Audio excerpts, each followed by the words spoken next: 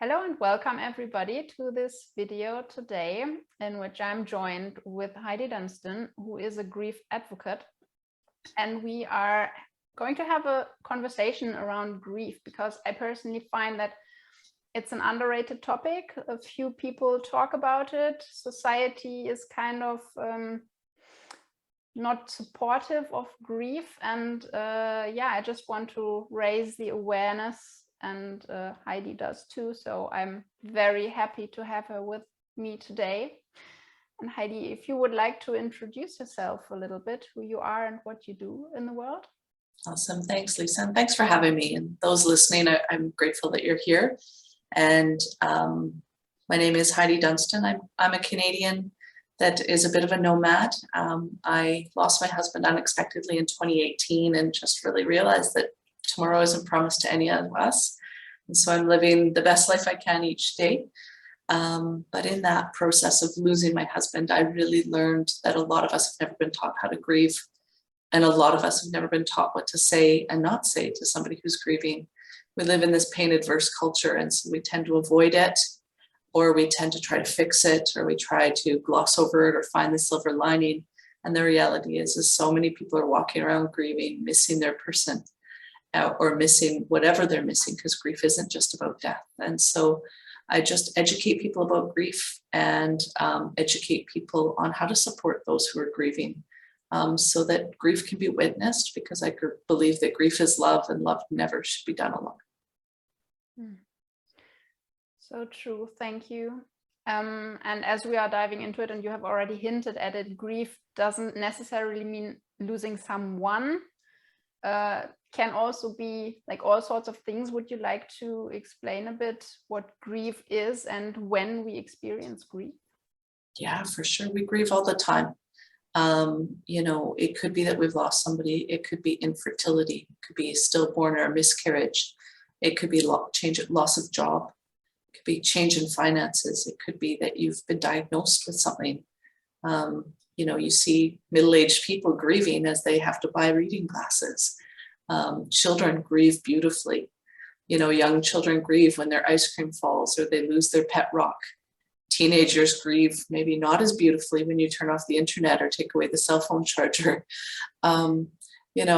Parents grieve as they move through the empty nest syndrome, as their kids move on into the big bad world of life. We grieve at a lot of different places. Many of us grieved as we moved through restrictions of COVID and not being able to do the things that we used to love doing, missing out on things like holidays, and even just missing out on things like graduations. Those were big milestones that people had to miss, and they grieve those losses. And the hard part is with grief isn't just one emotion, it's a multitude of emotions. I call it the umbrella term. So you can have anger, despair, loneliness, isolation, but you can also have hopeful, joy, peace, gratitude. And so it's, people just think it is this big, bad emotion, but it can be quite beautiful as well. And also everybody goes through the grieving process on their own. And as you said, it is this kind of paradox that you can be sad and happy at the same time, or changing in a few moments. And it's so important to realize that what maybe perceptions I have about what grief should look like, and I'm not crying, is something wrong with me. And no, it isn't, because you have your own way of grieving, and for people to know that it's okay to be themselves completely is so important. I believe that grief is as individual as your fingerprint. None of us grieve the same. And the hard part when none of us grieve the same, and we want to, is because we want to try to feel normal. We want to try to feel like, what should I be doing? And because we don't, grief comes with a lot of judgment and self-judgment. And I believe that judgment is grief's kryptonite. When we judge ourselves and when we judge others, I believe that we stop how we can move through grief in a natural way. And it's interesting because we don't judge how people celebrate. If you watch a show like America's Got Talent or Britain's Got Talent, when they hit that golden buzzer, we don't judge how the people celebrate on the stage, and everyone celebrates so differently. And yet when people are moving through the hard emotions, those difficult ones, we do it with a lot of judgment.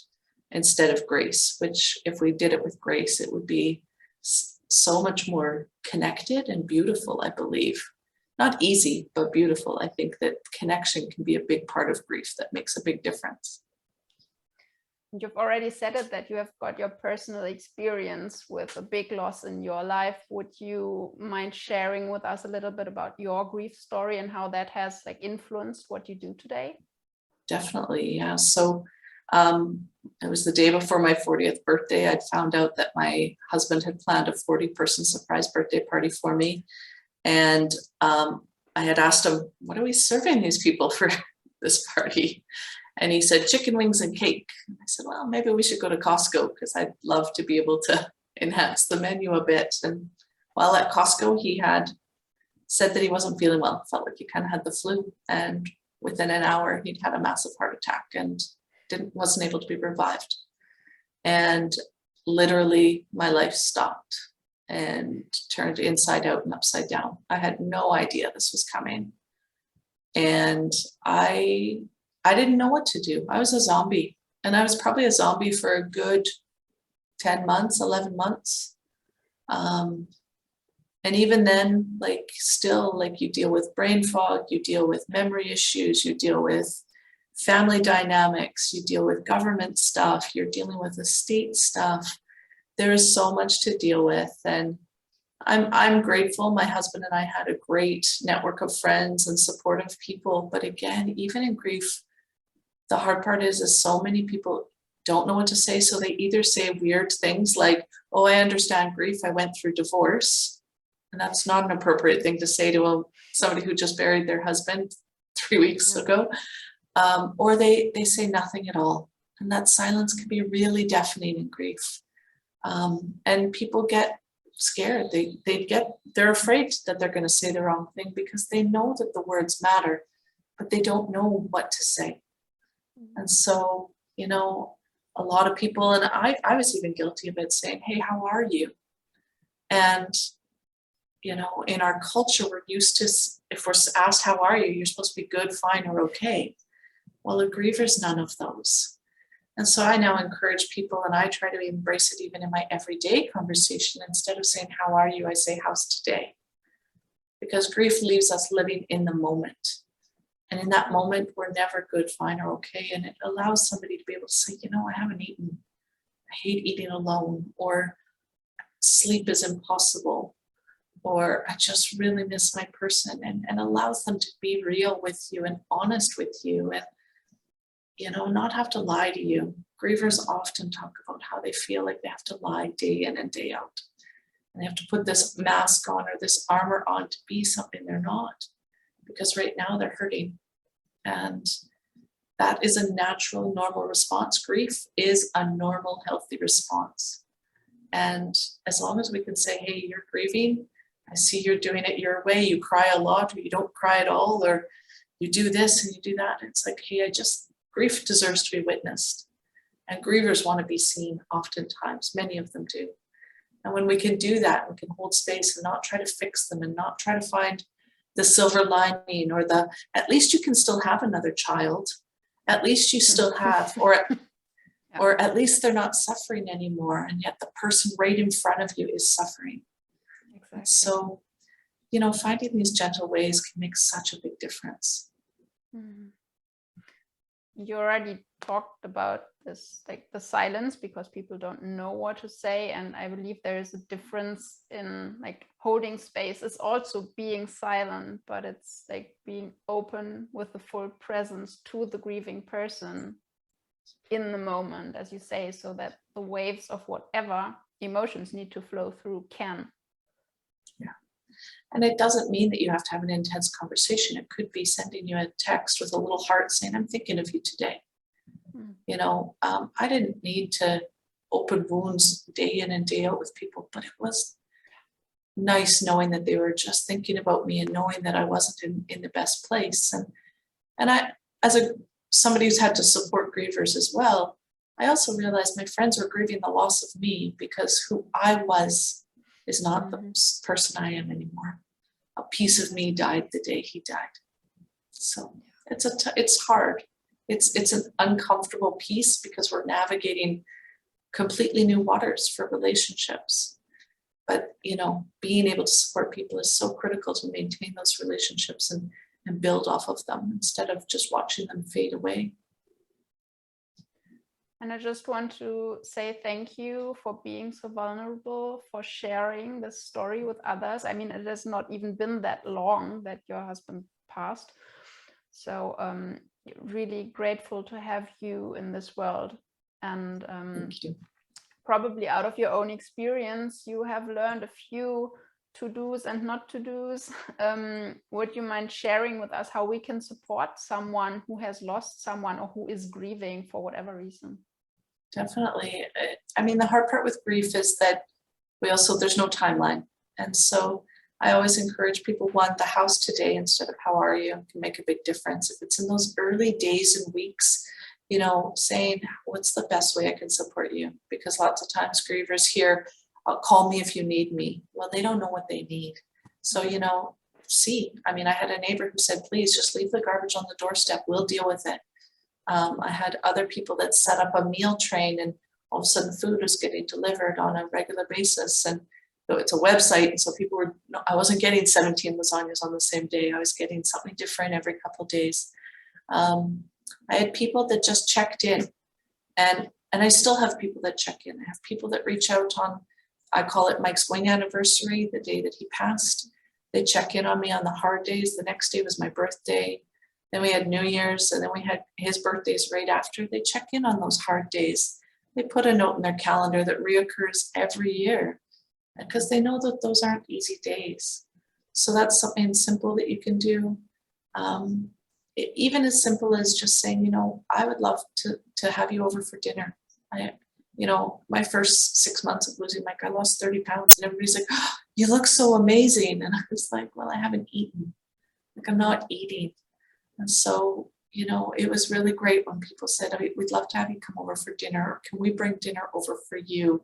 Mm-hmm. Or, can we pick up groceries? Because buying groceries was difficult. Going and walking past all his favorite foods was heartbreaking. And so saying, hey, we're going to the grocery store, can we pick something up? And if you don't live in the same town or even the same country, hey, can we have a meal delivered? Do you guys have Skip the Dishes or Uber Eats, or can we, send you a gift card and you can order something, and maybe we do a Zoom and we have dinner together and a visit. Connection is important, and, avoiding things like saying, please don't cry, you're going to make me cry. I believe when somebody's willing to grieve, show you their grief, it's sacred space, and honor it and thank them for allowing you to witness that, be a part of it. It is uncomfortable because you don't love seeing your person hurt. But when you realize that when there's deep grief, it's because there's deep love, mm-hmm. that they're just finding a new way to love their person. They miss their person a lot. Mm-hmm. So just love them where they're at. That's what they need right now. They don't need to be told not to do something. They're doing the best they can. A yoga teacher of mine once said that crying is watering the tree of love. And I really love this phrase or this image, because yes, you've lost someone, someone, again, for whatever reason you're grieving, that was important to you, that was dear to your heart. So why would you not cry? Exactly. Or I believe emotions? I believe tears are just the language of our hearts. It's the ones that they give us emotion. They give notice to the emotions our words can't say. And so when somebody cries, I believe that they are just speaking right from their heart. And I've seen people cry when they're happy. I've seen them cry when they're sad. I've seen them cry when they're angry.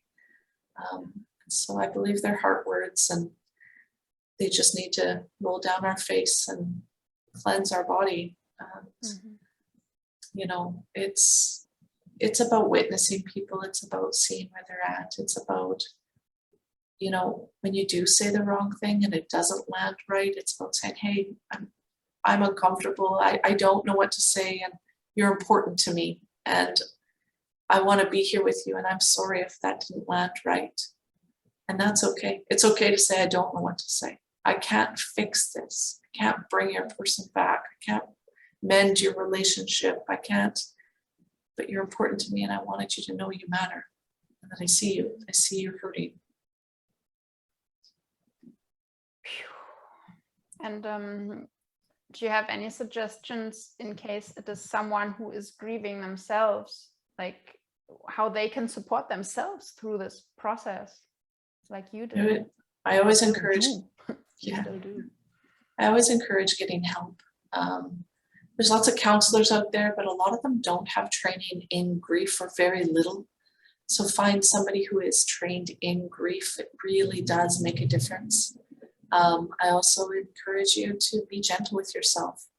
You know, your memory, grief takes over. It's not just an emotional process, it's a physical process.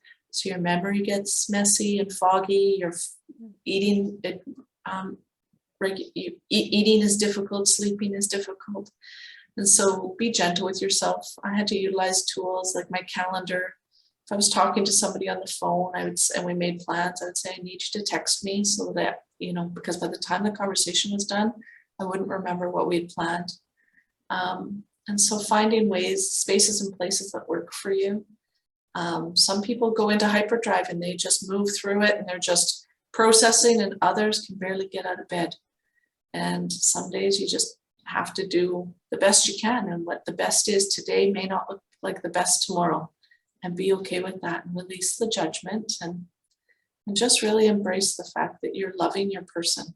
And this is what it is, that it hurts, it's hard. Mm-hmm. And I can't say it gets easier, it gets different. I will miss Mike to the last breath I take. But I've found places and spaces where I find special places to honor him.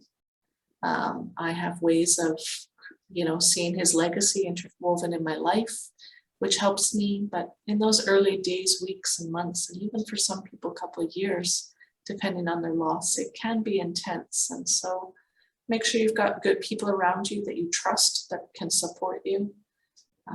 Utilizing, you know, tools that work. There are some great Facebook groups, depending on the different losses that are out there. There's widow groups, there's young widow groups, there's loss by suicide, there's child loss groups, there's all sorts of different groups. Go and be in places. Grievers tend to gather because they feel like they are seen and people get them. And so do that. I'm quite active on Clubhouse as well. There's lots of conversations where people come in and just talk about grief, and we do rooms on what to say and not to say, and we talk about death and dying, and, you know, starting to make the conversation normal. Yes, so important. I mean, this conversation needs to draw to a close somewhere. It was more like a conversation starter. I would love for all sorts of conversations around grief to spring out of this. Yeah, I sincerely hope so. And like, do you have a message for the world out there, for the grievers out there, for those who support grievers out there? Yeah, for those who are grieving, my heart goes out to you. You know, and grief can be really messy, especially because sometimes the people that aren't so good to us in our lives die too, and we lose that loss of a dream because they weren't the person we needed them to be, and that can be hard too. So be gentle with yourself. Give yourself some grace. And for those supporting those who are grieving, you know, release the judgment. Love the person where they're at, and do your best, and be okay with not having all the right words, and saying, hey, you're important to me, and I don't know what to say, but I want to be with you if you'd like that. And, you know, when we can do that in connection, grief is love. And when we can witness it and we can see it, it can make such a world of difference in how we can move through grief and move forward. Yeah, thank you. So if people would like to know a little bit more, learn from you and get in touch, where can they find you? How can they get in touch with you?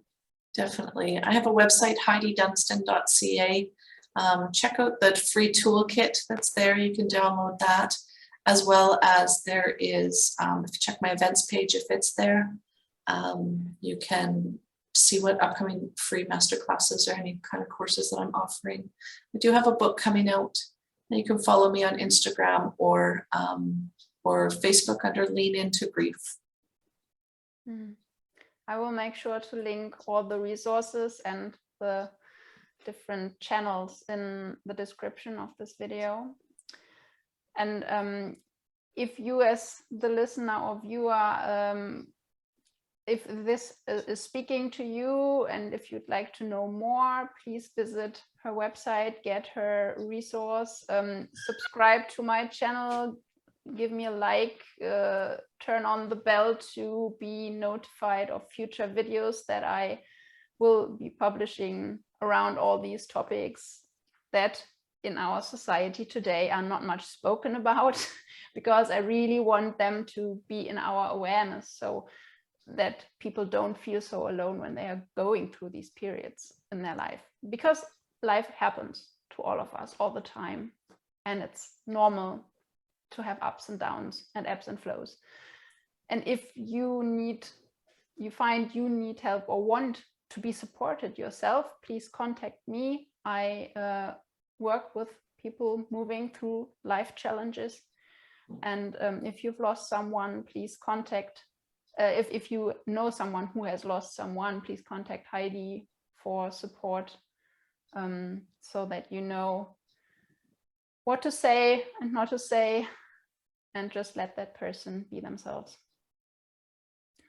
Thank you, Heidi, so much for being Thank you. here. I really appreciate it. Let's bring this message out into the world and lean into grief more. Yeah, I'd love to see people that grieve with grace. Thank you, Lisa. Bye. Bye.